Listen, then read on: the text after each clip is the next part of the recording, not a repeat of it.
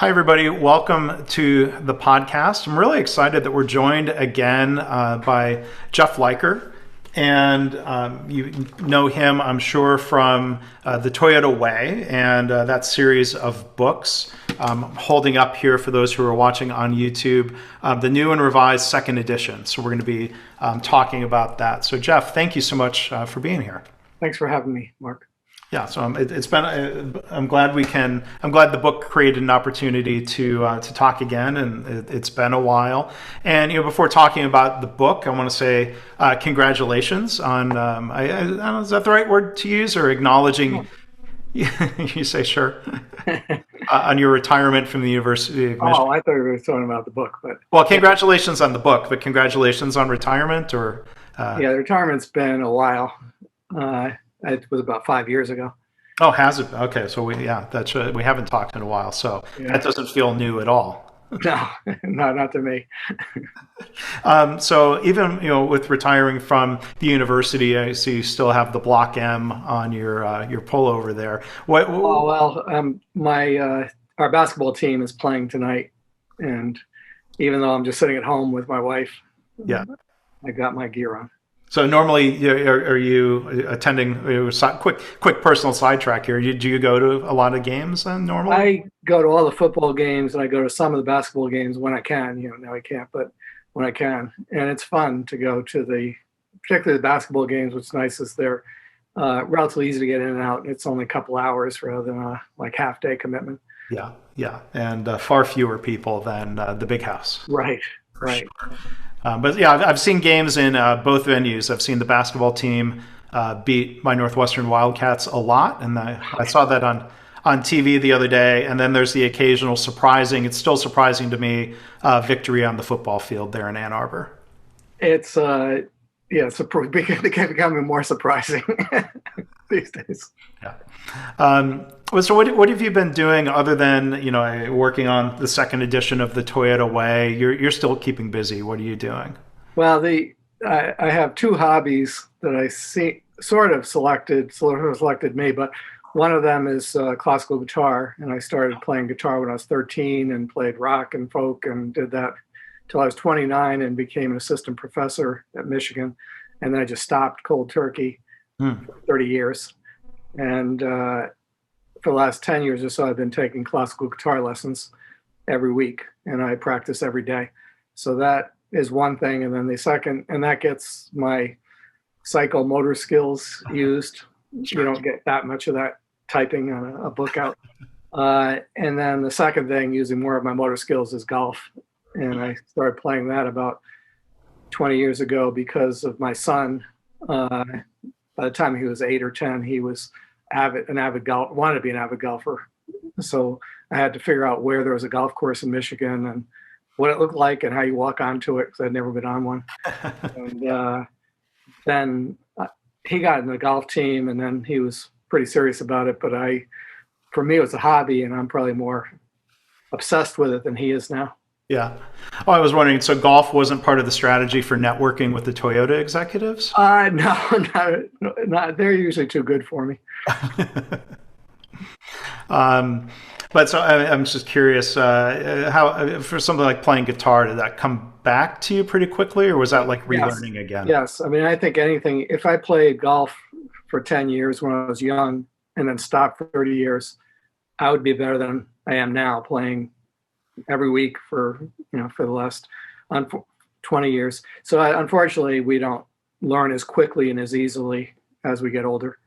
And if you have the advantage, kids that hated to play the piano, but they had to play it when they're young, have now this capability to learn it when they're adults.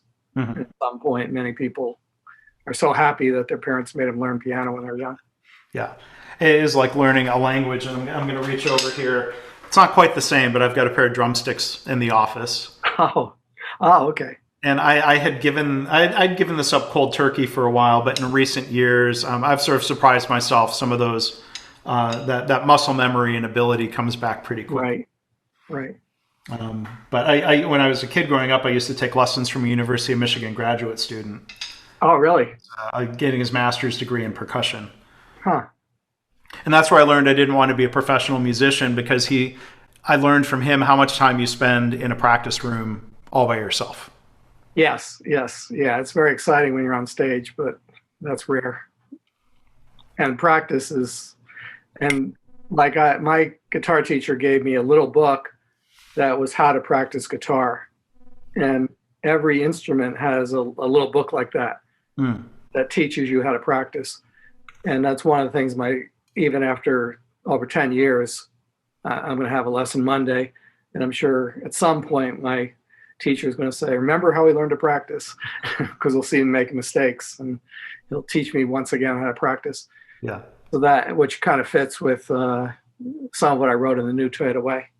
Yeah, I was just thinking that's a good segue to talk about the book and learning and practicing when it comes to scientific thinking and other Right. practices and principles. But first off, I was curious, Jeff, at a high level, why do an updated second edition? Maybe the publisher asked you to, or there's No, probably that didn't happen. But it's been.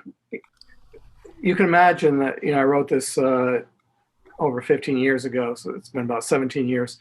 And so you can imagine that I might look back and say, wow, why did I say that?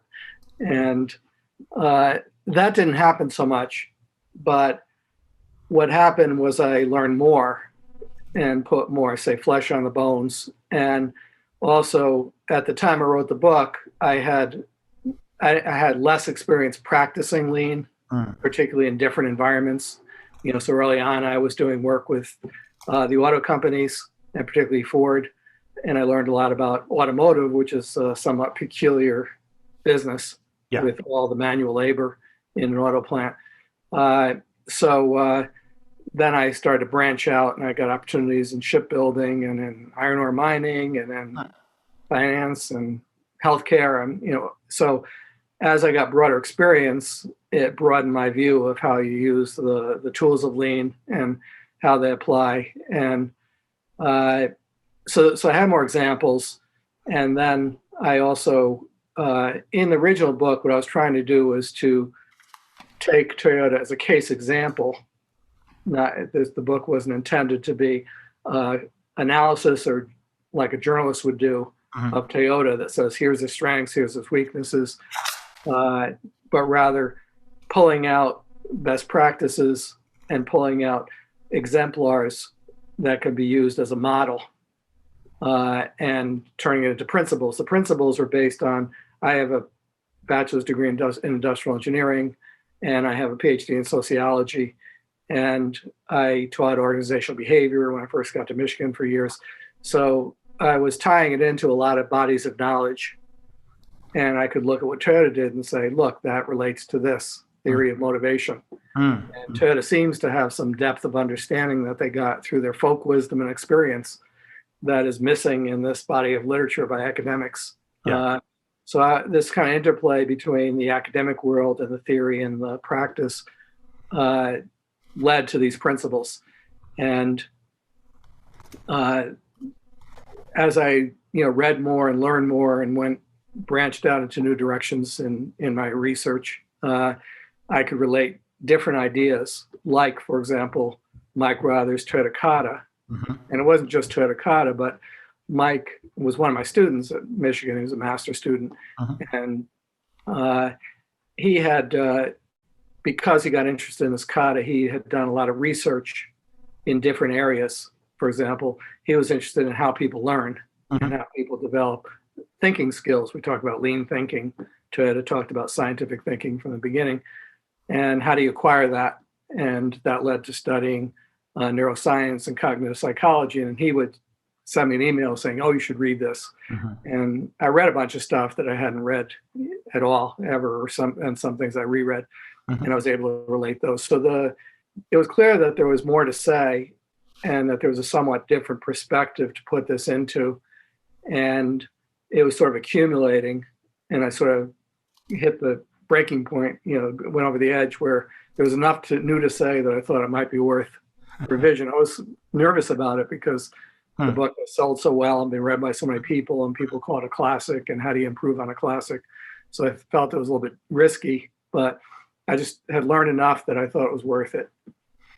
Well, that's great. And yeah, I mean, with a traditional book and a printed book, there's not really opportunities for small Kaizen. You've got to Right. come at it as a fairly big batch, I guess. Right. Exactly.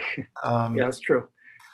But so there's a lot. I mean, we kind of dive into some different details around what you said there. I think for one, it's an interesting reminder, or some people listening might not know that you have a background in both industrial engineering, which is my background, by the way, and sociology. That you are combining those educations and experiences in your head. Like personally, I found it really interesting to try to learn more in recent years from lean authors or others in the community that do have social science backgrounds, like David Mann, from we're in Western Michigan, has a background in social sciences, and others that I've learned for that really does start fleshing out. And I was going to ask you maybe to elaborate as you touch on the book, mechanistic versus organic views of So Toyota or that TPS. to at least the 1940s as a distinction. And you can also find it in Robert Kahn's book on the social psychology of organizations, where he talked about systems thinking, and links it back to Burton Affley, who was one of the biologists who introduced the idea of general systems theory. So there's a lot of different bodies of knowledge that go back a long ways. And the distinction between mechanistic and organic was presented more as a dichotomy. It's a little more complicated than that, but mechanistic means we look at the organization as if it's a machine.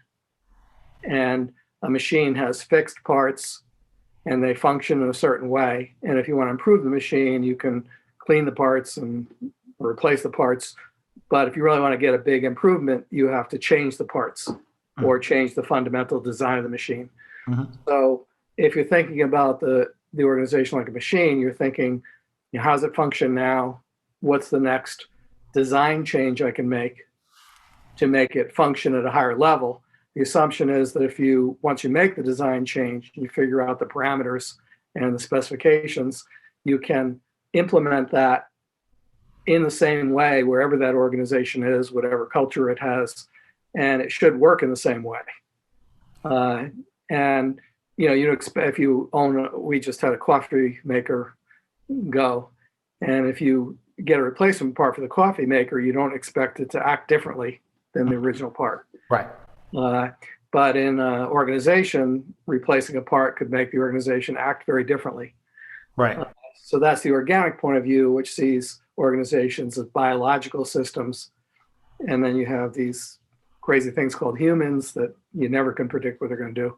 And that ends up leading to a lot of interaction between the parts that you can't, a lot of uncertainty because you can't really predict now what's going to happen in the future. Also recognizing that the environment plays a big role, the external environment. Yeah. And that there's a lot of feedback loops. So you do something and you from a linear point of view, you do something, you expect a result. I implement this, I get this benefit. Right. It meets my ROI targets. That doesn't make sense within a complex system. So as you look at this as a living complex system, it changes the game. Mm-hmm. And now you have to think about evolving. You have to think about experimenting to see what happens because you don't know exactly what's going to happen. You need to think about continuous improvement because there's things changing all the time. And it gives you a very dynamic view of the organization and changing the organization. Mm-hmm.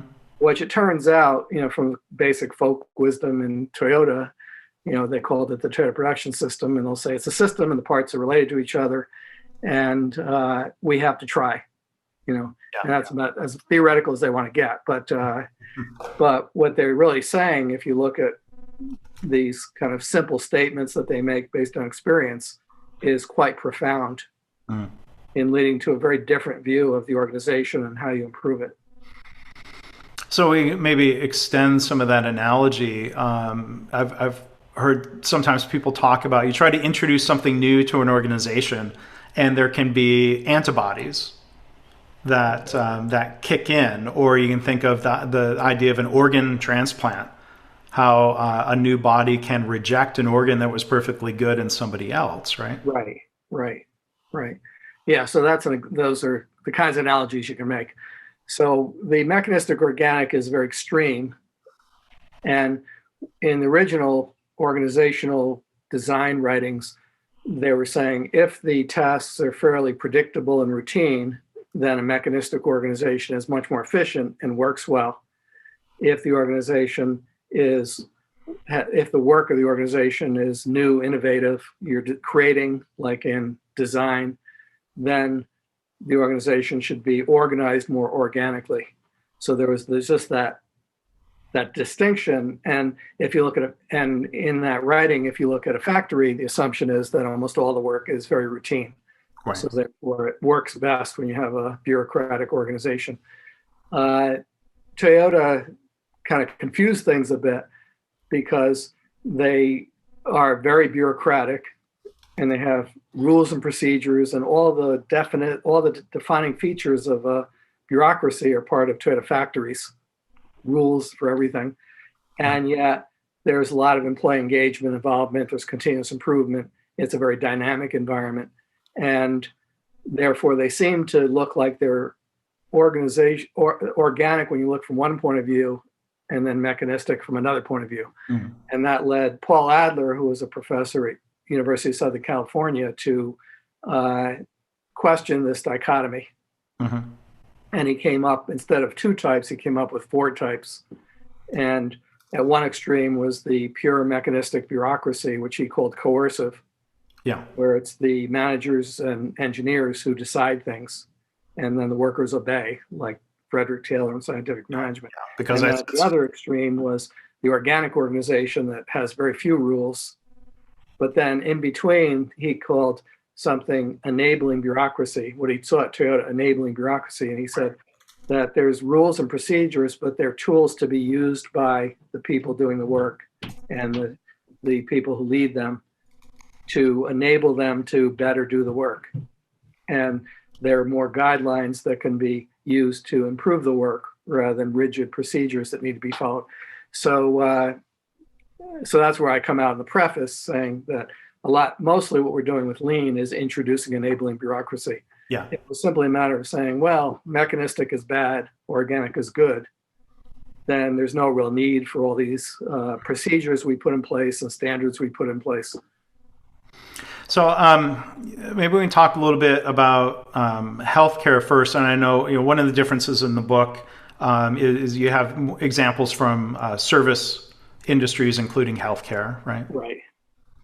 But what I was going to ask, in healthcare, one of the kind of organizational antibodies that comes up. You make me think. You get me thinking about how we want to emulate Toyota and talk about elements of enabling bureaucracy. I'm generalizing, but I think a lot of health systems traditionally have been a coercive bureaucracy sort of environment with pockets of complete freedom to do whatever you want. Exactly. If you're in certain professional classes. Exactly. I mean, do you talk about having more experience with practice? Have you gotten better at trying to navigate some of that, or how does a health system embrace something when they hear bureaucracy and then they kind of have this reflex of saying, no, bureaucracy is bad because it's coercive? Right. Well, every organization has the ability to reject new ideas and say, yeah, that doesn't work for us, we're different. And every organization at some point seems to do that, whatever the industry. And healthcare has a lot of highly educated professionals. Mm-hmm. The nurses are not terribly powerful compared to doctors, but they're extremely well educated compared to the general population.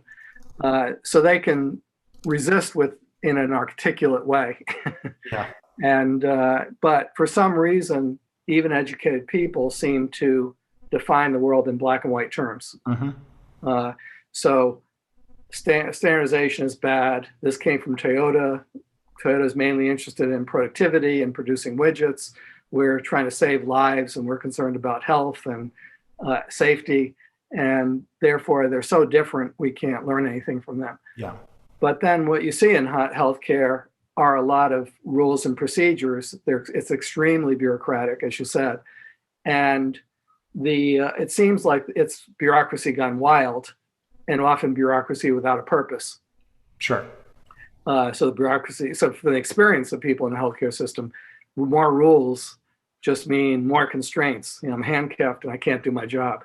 Right. Whereas in this enabling bureaucracy idea, which is a little bit hard to understand, the bureaucracy actually serves a purpose, and if it doesn't, you get rid of it. Right. And even the doctors have all sorts of constraints, and they're very concerned about getting sued. And but then they introduced what is it called for the best practices of surgical procedures? It's science-based medicine or evidence-based medicine. Excuse me? They usually say evidence-based. Yeah, so evidence-based medicine, which sounds, everybody agrees that having medicine based on data and evidence and best practices would be a good thing. Yeah. That gets turned into, in healthcare, into this mindless bureaucratic system where people in the government are creating procedures and saying, you should use this. Right. And doctors are saying, well, I have a better way. Yeah. And that's much more like a coercive bureaucracy trying to impose that on doctors who are the freest and have the most power. Right.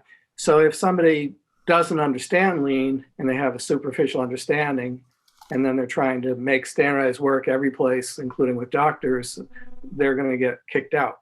Yeah. They won't last. So it takes a more sophisticated approach.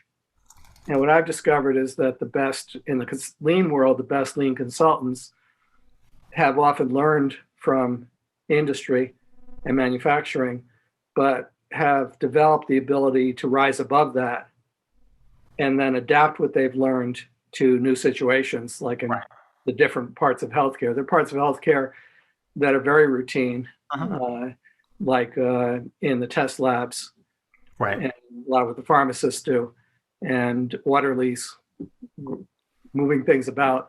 And there's parts that are very organic that need to be very creative.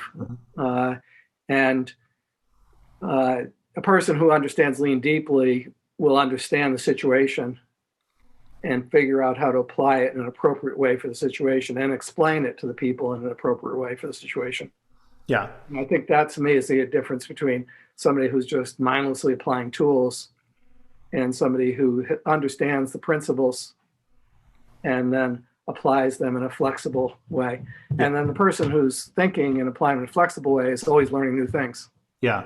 Yeah. Well, as you've demonstrated, and with updating the book and being willing to do that, for what it's worth, I was going to say, it's great to see, because I think, like you said, the book has been a bestseller, and I consider it a seminal work in the field. It would probably be hard to admit, that it could be better, or people, words like expert and guru get thrown around, and the humility to say, as you were saying in the preface, filling in gaps in your knowledge. That's a great example. Thank you. No, I appreciate that, and it was a little bit humbling to have my former student Mike Rother teaching me. Well, I resisted it a bit at first, but yeah, I found I had a lot to learn. Yeah. So we'll come back. I want to talk more about Toyota Kata and what you've learned from Mike. And again, it's great that you've incorporated that. But I wanted to talk about healthcare more. That's what I've been swimming in for most of the last 15 years. You touched on a lot of things that sort of trigger different questions or thoughts. For one, I say talking about the weird differentism. Like that's true, but I try to guard against the leap then people saying, well, we're different, so therefore it doesn't apply. But when things are brought into principles, like, for example, I helped lead a book study at the laboratory at Children's Health Dallas of the first edition of the Toyota Way.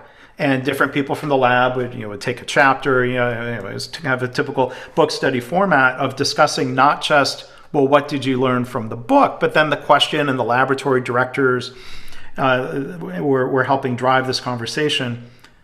We've learned about Toyota and these principles. How does that apply to us? And that was an incredibly helpful conversation and get that discussion going. Where a lot of times in healthcare, people might be tempted to say, well, I'm going to go visit some other hospital and copy what their hospital did. Right. In terms of what their lab did to be a quote unquote lean lab. Right. They were trying to avoid that trap. Right. Good. Yeah, well, that's good, because in some ways, having a model that's totally different from you is a good thing, because it might reduce the inclination to just copy. And I make more clear in this version of the book than last that the goal is not to copy Toyota or to copy anybody, right, but to evolve your own system. And you can't, because if you think from a systems point of view, you're starting at a totally different place. Right. And you are unique, not just because you're in healthcare, but because you're this children's hospital and wherever it is in the Los Angeles area. But every hospital is different and has unique clientele and unique backgrounds of people that are in the hospital, and unique history and leadership. And so every hospital is different. Every department in the hospital is different from every other department.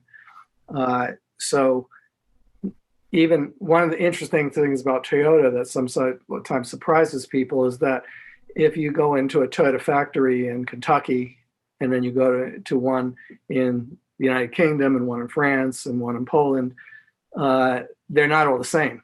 Right.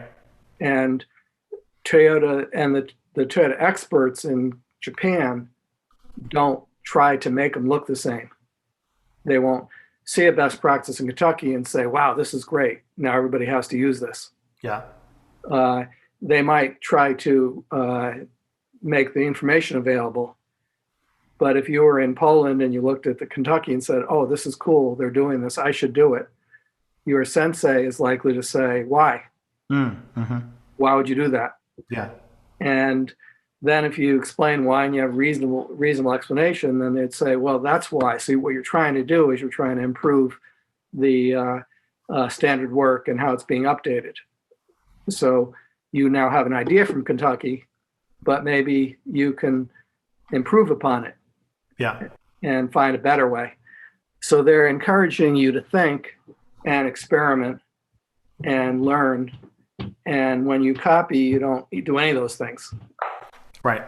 Well, I mean, I've seen, when I used to live in San Antonio, I had maybe 5 or 6 opportunities to take students from the Masters of Healthcare Administration program there at Trinity University and other healthcare professionals from related quality improvement circles. We would go tour the Toyota plant. And, going through the plant, even within that same plant, you can see clearly, and even in different zones of the assembly line, it looks like they have different mechanisms for how they're tracking and managing improvement ideas. Right. They don't have copycat bulletin boards. Some places might have what looks like a giant whiteboard type A3. And some people have what you might just call a punch list. Right. That you might see in any factory, whether it's a lean or not. And, I think that's interesting to see, where I'm sure the thought process is more similar. Yes. And they're avoiding the situation I've seen in healthcare of like, oh, we visited hospital X and they have these boards and they were great. And I took a picture of the board. Right. Exactly. And then we've put up 50 boards throughout the hospital. Like, what would your hypothesis be about what might happen then? My hypothesis would be that you'd have a lot of boards that look the same, and that wouldn't translate into necessarily any effective practices at all. That happens a lot. So, or the board doesn't get used at all. I tell a story, which is in the original book. I kept, the good examples I kept in the new book, but one of the examples was a guy who was in a supplier plant in Chicago, and they were a smaller supplier, and they were trying to win more Toyota business, and they were very excited that somebody from Toyota had come out to the plant, and a Japanese guy. So they were trying to be at their best. Yeah. So the Japanese, one of the things that they had worked on, the Japanese guy had suggested that they have something like andon. How do you know when there's deviation from standard? So they do their homework and they learn about andon, and in the whole system, it's lights, but it's hooked up through numerically controlled devices, and you pull the cord, and it moves to a certain fixed position, and then stops automatically, and it then keeps records of every time it stops. And it's fairly expensive, so you can spend easily $500,000 on a full andon system. So they bite the bullet, put in this elaborate andon system, and they're very proud that they made this commitment to lean. Yeah. And then the Japanese sensei comes, and he looks concerned and not very happy, and he says, "Come with me." And he takes the president in his car to a hardware store, and he looks around, and he finds this place that he's happy with, and he grabs a green flag and a red flag and a yellow flag, and he hands it to the guy and says, "Andon." Oh, God. Right. And the whole, the purpose was to say, it's not the technology, it's what you do with it. So start with this. If you can't make it work with these three flags, then you can't make it work with anything. Yeah, yeah. And I saw it was a story from the BBC going back, I think at this point maybe 12 years ago, where you think the company would know better. There was a story about a Ford truck plant where they had installed an andon cord system, and the cord was pulled a couple of times a week. Right. And this BBC story compared that, of course, to the behavior and the culture in a Toyota plant. Right. Yeah. Well, the American auto companies in general, historically, one thing that's going to get you fired for sure is shutting down the assembly line. Right. And so that carried over. And now you give people the tools of the andon, you say, pull the cord and you have a problem. And they're like Pavlov's dog. They're going to cower in the corner because I'm going to get beat up if I pull this cord.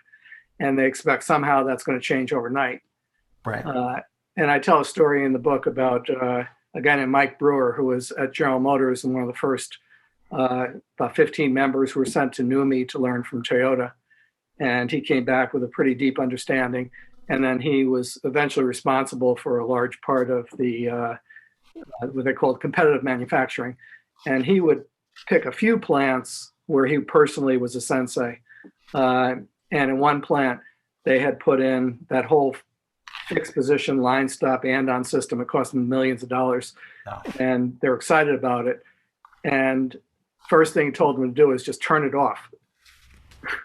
And not turn off the whole thing, but turn off the automatic line stop part. It hit a zone, and then it stops the line automatically. And he said, and he gave him a checklist, and he said, once you've achieved this level of maturity on these 10 things, then in that area where they've achieved that maturity, you can turn on the automatic line stopping. Right. And that maturity included that they had to learn problem solving, the Kanban system had to be used properly, they had to have decent 5S, they had to have standardized work that was functioning. So, there's a whole set of things that needed to be functioning as a system with leadership that knew what they're doing. And at that point, they're ready for andon. Yeah. And maybe we can talk about more about scientific thinking, and are people ready for that? One thing I saw in the book, you quote Meg Wheatley, and I've been a fan of her work, and there are these questions about how to help affect change, of not just trying to copy the tools. I think back to my time at General Motors. I still have this guidebook on the shelf, a couple hundred pages of this is all the mechanics of stuff that somebody learned from Toyota, and there was nothing in there about how are you going to actually become more like Toyota. It requires more than painting lines on the floor and doing those easily observed things. But can you talk more about the scientific thinking piece? Sorry, I sidetracked myself. But what you learned from Mike Rother, and what were some of the key insights for you? Yeah. Well, in my original book, the fourth P was problem solving. And for years, I'd been talking to Toyota people, and they would always say it starts with problem solving. It's all about problem solving. So if you asked, for example, what kind of andon system do you prefer? Because there's bunches of different kinds of andon systems, and they would say it depends. It depends on the problem. Yeah. And no matter what I asked, the answer was always, it depends. And what they're really saying is what we're trying to do is solve problems, not push tools. Right. And uh, also with standardized work, what standardized work does is highlight problems Hmm. so that people could solve them. So they have tons of problem solving courses. You learn problem solving when you come in as a new employee. But you probably, if you've been there for 15 years, you've probably gone through 15 problem solving training courses, and your supervisor is teaching you that all the time. So I was familiar with the problem solving idea. One thing that surprised me when I talked to Mike is he was criticizing some of the fundamentals of problem solving, which to me were sort of sacrosanct. Yeah. Such as. Well, for example, you always have to find the root cause. Yeah. Uh, and you should always follow these steps and the methods. And he criticized the idea of a countermeasure as the way it was used. Hmm. And what he was criticizing was that when you have that almost every company that teaches problem solving has a problem solving method that has some number of steps. It could be 6, 7, 8. Toyota now has an 8-step process called Toyota Business Practices. Right. But the steps all follow plan, do, check, act. And it appears to be very linear. So the planning includes understanding the goals, the current condition, the gaps, the root cause of the gaps, and then you develop your ideas for countermeasures. Hmm. Then you do by putting the countermeasures in place. Then you check to confirm the countermeasures and maybe make some adjustments. And then what works, you standardize. So it seems like so one of the things that he noticed when he thought about a scientific approach is that you've essentially, through your countermeasures, developed all your solutions in the plan phase. Hmm. You haven't tested them. Right. And you have this big batch bundle of solutions that now you're trying to shove into the system in the do stage. And you're committing to these solutions at the point of maximum uncertainty. Right. Since you haven't done anything, the very least you're going to know at the time you committed to those solutions. So he said a more scientific approach is to have a stage where you set goals, because that gives you your targets and even a vision of where you want to be. Then look at the current condition, and that would be the first time you look at the current condition, and you'll collect data and you might make a cause and effect diagram. There's all sorts of charts you can use to understand the current condition. So you've bounded the problem now. I know where I want to be. I know where I'm at. But then from then on, every idea that you have becomes a hypothesis to test. Right. And it is much more effective to guide your direction to have a shorter term target than a long term target. Mm-hmm. That's true from all sorts of things, like even sports psychology. Yeah. Having short-term goals is more effective than so long-term goals gives you a big direction. So he calls the short-term goals target condition. Sure. So I know where I want to be a year from now. Where do I want to end up with 2 weeks from now? Right. And now it's more real. But even with that, he doesn't want you to assume that you know the solutions. He wants you to test the solutions. And the best way to test the ideas is one at a time. Right.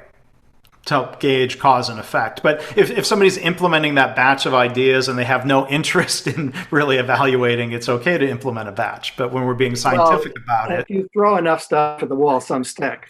And you can get improvements that way. You don't necessarily learn a lot. Yeah. And usually you don't make any further improvements beyond that. You sort of wrap up the project and it was done. So the way even within Toyota, you'll see a lot of non-scientific problem solving. And that was kind of a shock for me because I always looked at Toyota as the model. Sure.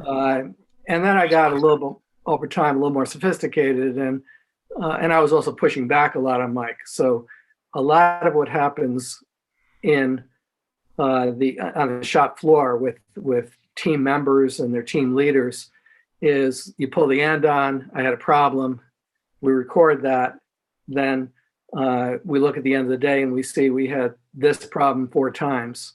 So let's work on solving that. Right. And Right. we very quickly decide on the root cause. And then we very quickly come up with an idea. You have an idea, and we try it, and we Mhm. see if it works. But it doesn't look very iterative, and you're not doing a very sophisticated job of understanding the root cause and understanding the current condition. It's kind of quick and dirty. Right. Right. And the reason it can be quick and dirty is because the problem is very clear. We have scratches on this body. Where did it come from? Somebody's belt. Yeah, it's pretty observable cause and effect, perhaps. Right, Yeah. right. So it would be a kind of a waste of waste a lot of effort to go through an elaborate 8-step problem solving process for that. And Toyota doesn't. They have a simplified problem solving process for different levels. So Toyota calls that SDCA instead of PDCA, Mhm. where the S stands for standard. And Right. you're starting with standard. You notice something very specific out of standard, and then you're trying to bring it to the standard. And for that, they have a fairly quick and dirty problem solving method. Yeah. For the more scientific thinking, even though to the business practices looks linear, uh, what you end up doing is taking a big problem that's unmanageable and you break it into smaller problems and you pick one problem at a time. You set a target for just that one problem, that one sub problem. You find the root cause for that one sub problem. Then you're seeing it through. You're seeing through your solution, except that you're doing it in the Gemba, and there'll be a lot of natural iteration. Yeah. So if you ask people who followed through on a project, did you get all the ideas right in the plan stage? They would just laugh. Of course not. Yeah. So, but what Mike really was highlighting is the iterative nature and the benefit of rapid problem solving, rapid experimentation. And he started using language that was not necessarily Toyota language, like experimentation Mhm. and target conditions. Right. And the idea of having these shorter term targets, and also what is the condition I want it to be in, and then then trying to overcome obstacles through testing your ideas.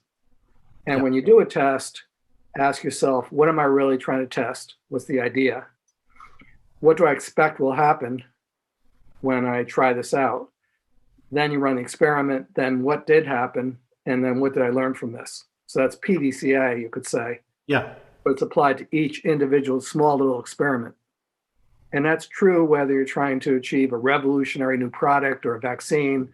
Mhm. And it's true if you're trying to make the workplace for one worker more efficient. Yeah. That in every case, there are going to be lots of things you don't know, a lot of uncertainty. And the way to learn, and he talks about learning with a flashlight. Mhm. You can only Yeah. see so far with the flashlight. Yeah. And then when you learn more, you can move to a new place and you can see more with a flashlight. And learning with a compass rather than a roadmap. Mhm.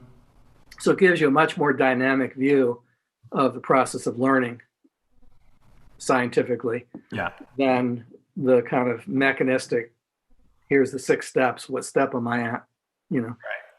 And it takes a different way of thinking. It's a more organic way of thinking than a mechanistic way of thinking. So then to add on to that, he asked, how do you learn that? He wanted to go farther than, now I understand it, it's an interesting theory. How do you learn it? And then he looked to a lot of research and literature on how people learn. Mhm. And that drives you to start to think about habits and how we have habitual ways of thinking, not only habitual ways of physically doing something. Right. And if you're trying to change somebody who's thinking in a certain way that's linear and where they think they have the answers, they aren't testing their ideas and aren't learning new things, if you're trying to change that to this more scientific way of thinking, it's going to take a lot of practice to develop a new habit, a new routine way of thinking that feels natural. Right.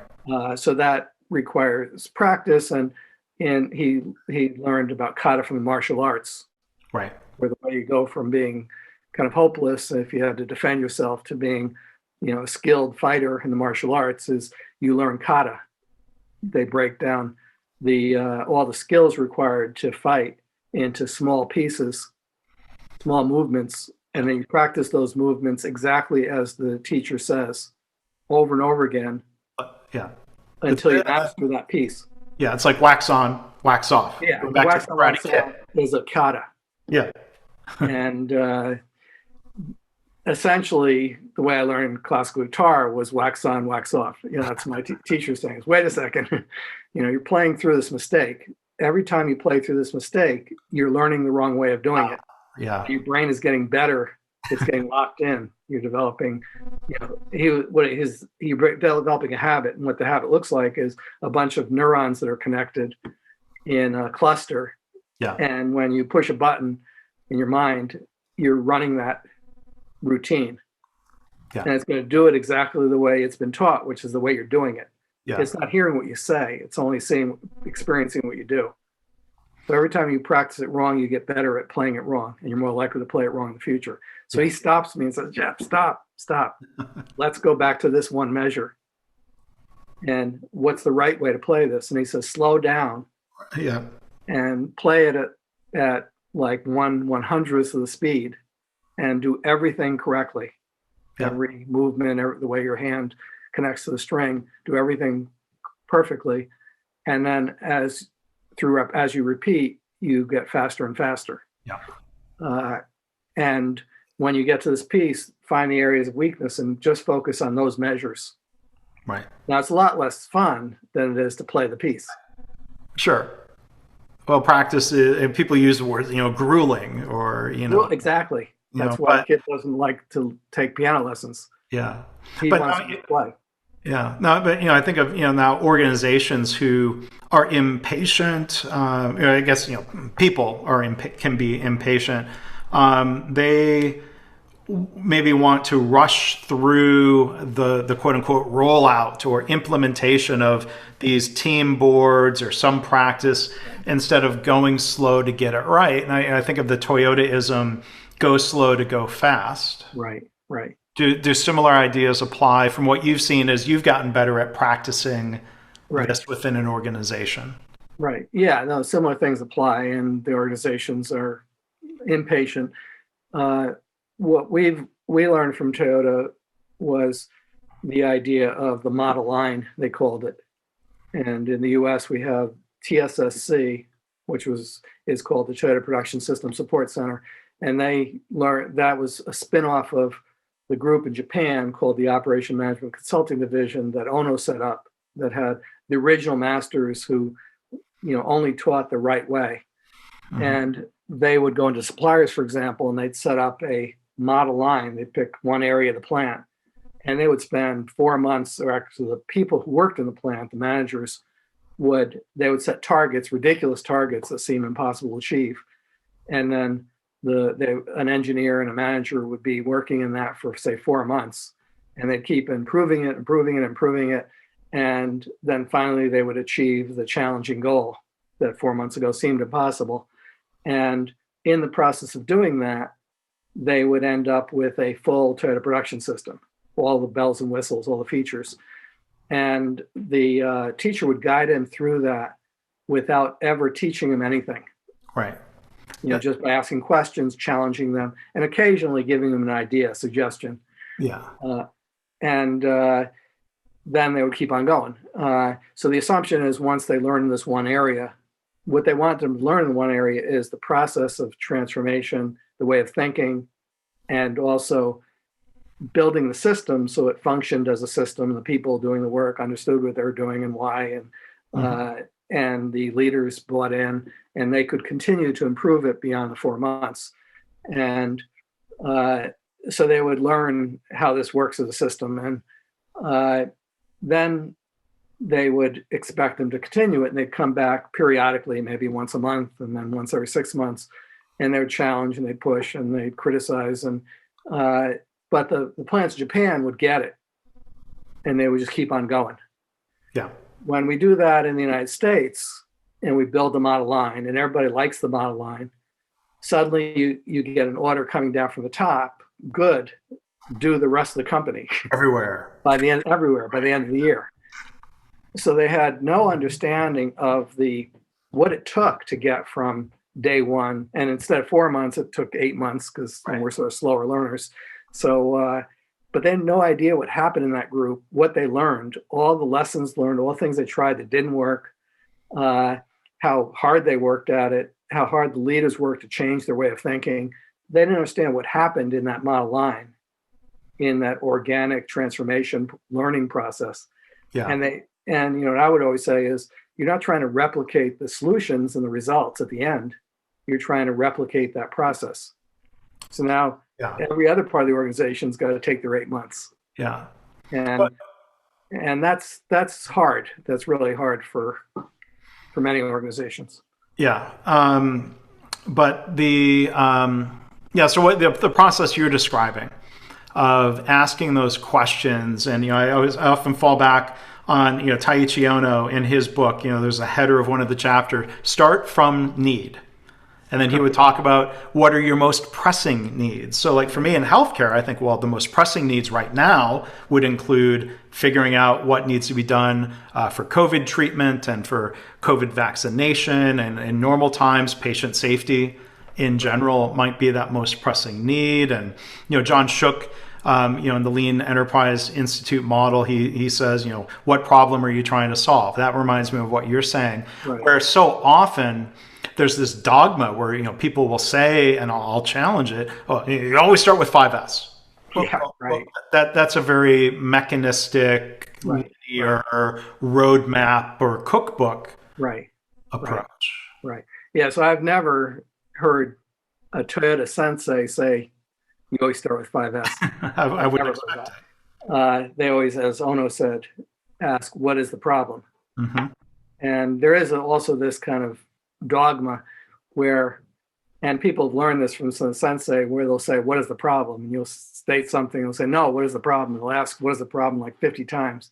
And you'll have this laundry list of problems, and they're never happy with that. And at some point, you've said, this is the problem. This is the most pressing problem. So they actually want one. Mm-hmm. Yeah. It could be pretty general, or pretty, like, for example, effectively and efficiently distributing the vaccine, getting into people's arms. That's the problem. Yeah. So then the people say, good, now we can move. Now we can proceed. And then when you're doing something, they're always going to ask, how does that relate to the problem? Yeah. And so, when it comes to roadmaps, and again, the Toyota way, and the subtitle, the 14 management principles from the world's greatest manufacturer, the subtitle is not something like an easy 10-step, 90-day roadmap to becoming lean. Right. Yes. So that's, obviously intentional. And, in Ono's case, he used to say, if you write it down, you kill it. Everything important you learn at the Gemba by doing. Mm-hmm. And then later they created the house, and they started to write things down more. And as they globalized, they found more of a value to having things written down. And then I was encouraged by people learn from Toyota. They would say, when are you going to write another book? Mm-hmm. Wait a second, I thought you didn't like books. Oh no, it has some value. We've changed our mind. Yeah. But again, it's the principles. So the problem is when you get, say, a hospital saying we're different, how does this apply to us? When you talk about standards, that's bureaucracy. We don't like bureaucracy. There's a Buddhist expression, when mind meets mind, everyone gets confused. And once you get into this kind of debate and dialogue where I'm pitching my theories, my mental models, and my data against your theories, mental model, and data, nobody's going to win.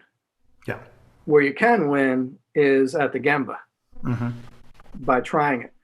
And particularly if I can let go of my ego as an expert or teacher and let you try it.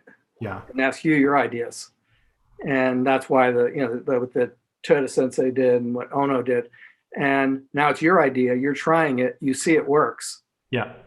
So you'll eventually find standard work, and you learn how to make it work. Right. As you keep trying things. And I don't have to convince you about standard work. Right. Go try. You'll be telling me how great it is. Yeah. What I found was that the people who read my book who benefit the most are people who have a good deal of experience at the Gemba trying this stuff. Yeah. And for them, they'll say, wow, I hadn't thought about it that way. Mm. Or I've been doing this and I didn't realize I was doing this. Yeah. As opposed to this, I've never heard of this before. I'm enlightened. Now I'm going to go out and apply this. So it's also in terms of logic, it's a difference between deductive logic and inductive logic. Mm-hmm. So some people do learn deductively and they can take a theory and they do a pretty good job of applying it.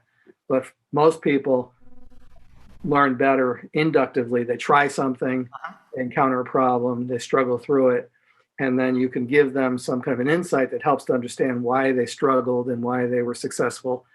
And now they have a connection between what they experienced and some idea, more general idea. Yeah. And that's what I was trying to do with the Toyota Way. By that point, I had published in the Harvard Business Review, and they're all about case examples. Mm-hmm. And what's your big idea? Then start with an example, and then show how the idea evolves from the example. I had kind of learned about that. That's why I focused on stories so much. Yeah, yeah. So one other question I wanted to ask in this, I think, kind of continue some of the discussion of the difference between being Toyota and becoming Toyota. Principle number one, and I've tried to point this out to people as often as I can. Principle number one in the list of 14 principles is about making decisions based on the long-term perspective, even at the expense of the short term. I think I'm paraphrasing that pretty closely. Yeah. Yes. For people who try to emulate Toyota, I'm curious what your experience is. I can't remember a hospital ever initiating a discussion of saying, hey, how can we become more long-term focused? Yeah. Well, it's again like this whole discussion about scientific thinking and how people learn. And also I added into the principle in the new version, systems thinking. I didn't have that in the principle. So because we're dealing with complex systems, that's why it's so important to think long-term and have a picture of where you want to be. Right. To guide all the short-term, smaller steps you take. And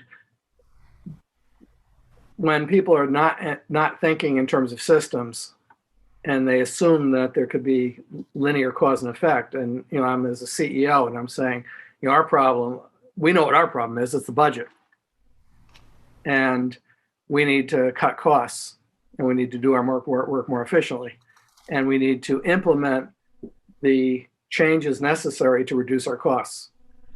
And every time I implement something, I should be able to see an immediate bottom line result, and even cost justify the change based on return on investment. And some places have gotten down to 6-month return on investment. Yeah. When I was starting industrial engineering, 1 to 2 years was pretty common. Yeah. But now it's 6 months. So when you think about that short-term ROI, you're number one assuming linear cause and effect. I do X, I get Y. And number two, you're assuming that if I tackle a lot of short-term problems, somehow that's going to add up to a new system that's functioning at a high level. Right. And that's not true. Neither is true. Now, if you want to change people's thinking, it's not easy, for one thing. We know that if I'm like 55 years old and I'm a CEO and I've been successful at everything I've done, I have a doctor, MD, and I have an MBA, and I'm always the smartest person in the room, and I've turned around 3 hospitals. Mm-hmm. It's going to be hard to tell that person anything new. Mm-hmm. They're going to tell you, what the right way to do things are, and they've learned it, and they have their favorite consultants, and so it's pretty difficult. But the only chance you have is if you can get that person to the Gemba, right? Actually working on a improvement project, and participating in a team, and not trying to be the leader of the team. And there you have an opportunity to coach that person, and for that person to learn from experience. And they'll learn that things are more complicated than they think. They'll learn that the frontline workers have more ideas than they realize. They'll learn that the processes are pretty messy and there's a lot of different situations. And they'll start to realize it's a system. It's a little more complex than simply I order this to happen and expect to get these results. Yeah. So that the Gemba seems to be a really good place to learn. A good, they call it dojo in Japanese. The dojo is where you learn the martial arts. If you go into, you deal with a master black belt and you don't know karate, or you know your version, he's not going to give you lectures. Yeah. He'll take you to the floor and there's mats and let's start. You don't go read a book about karate. Exactly.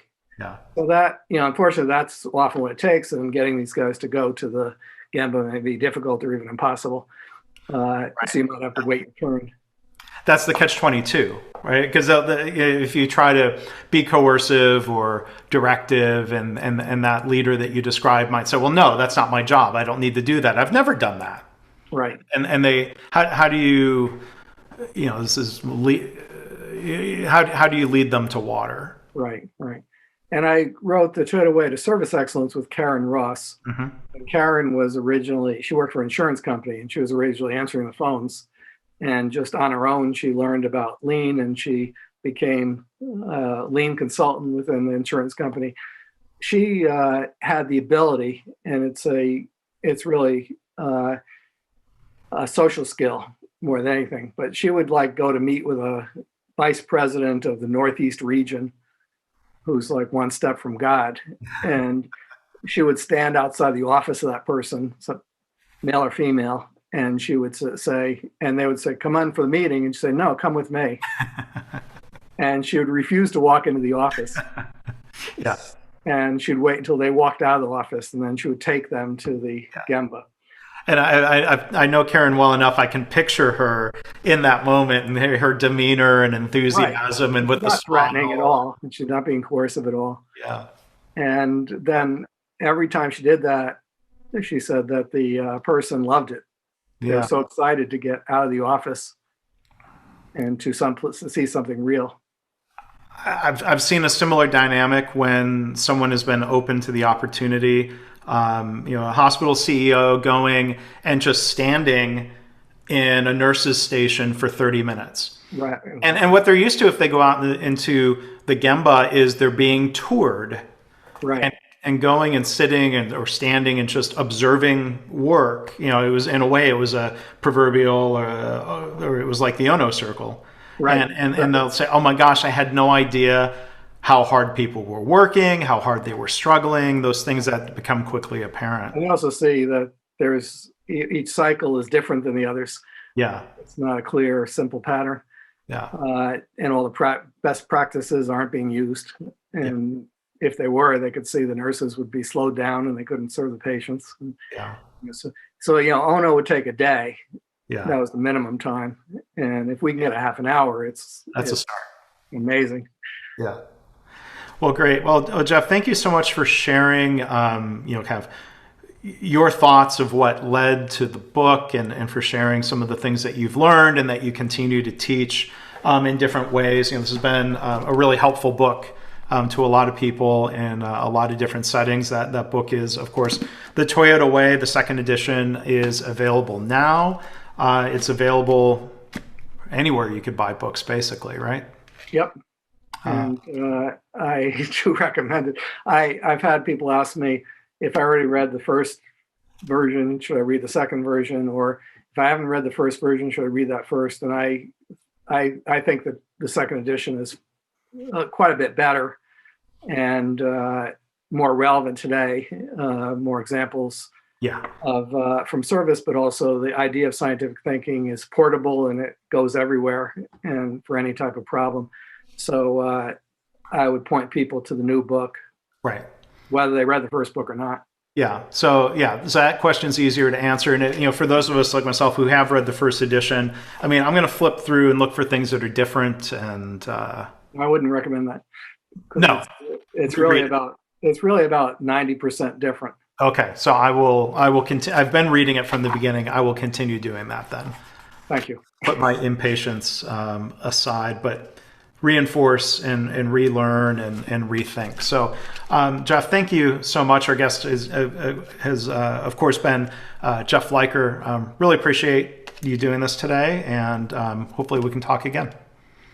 it's good to talk to you again. Hopefully, it won't be another 5 years. Well, okay. Well, hey, I'm up for that, and maybe next time have your guitar ready and ask you to play something. Okay. Okay.